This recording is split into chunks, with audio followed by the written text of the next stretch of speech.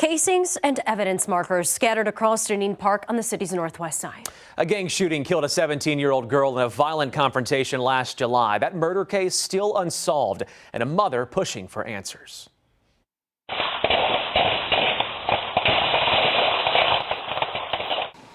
And we now know more than 100 shots were fired from 19 different guns. Investigative reporter James Stratton giving us a rare inside look at the tool police are using to solve the crime and introducing us to the mother who won't stop fighting until police make an arrest. Tanya Green wears a piece of her soul on her shirt. Amira was my heart. Amira was my soul. And I stood behind Amira no matter what. She lost that piece just a few blocks away. I was always there behind her every day, trying to make sure this didn't happen to her. Her daughter, Amira Wallace, shot and killed in a mass shooting at Deneen Park near 67th and Vienna on Milwaukee's northwest side. Forever 17. The forever 17-year-old, her mom says, was trying to get back on track in school and recently got a job at Pick and Save.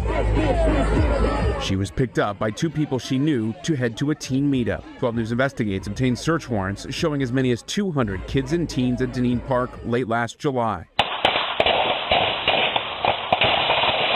Records show the teens at the park fired 114 shots from 19 different guns. The gunfire struck 9 teens total, killing Wallace. This was a gun battle between two feuding juvenile gangs? That's correct. Search warrants say some teens showed up to the park with ski masks, carrying rifles and pistols with drum magazines, carrying them openly. Weapons of war. I mean, that's what they are, weapons of war. Court records show a team of Milwaukee County Sheriff's deputies are investigating the mass shooting. MCSO declined an interview. So far, prosecutors haven't charged anyone for the shooting, but 3 people have been arrested on other gun charges during the investigation. The Milwaukee Police Department is helping solve the crime.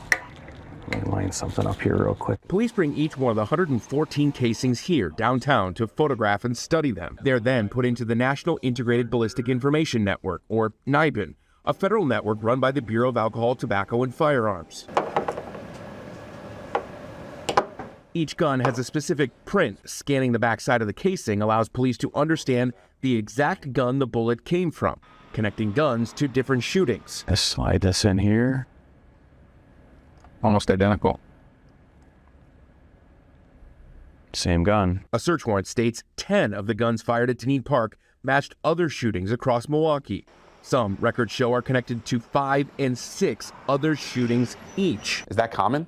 Over the past few years, it's become more common. Police use the database to link guns to different crimes and eventually to shooters. Every gun that's taken off the street, every violent offender that is doing prison time is one more day that they're not out committing crime. Even after police match the gun, they need to figure out who pulled the trigger. In this case, they matched cell phone device data to connect those devices to other shootings.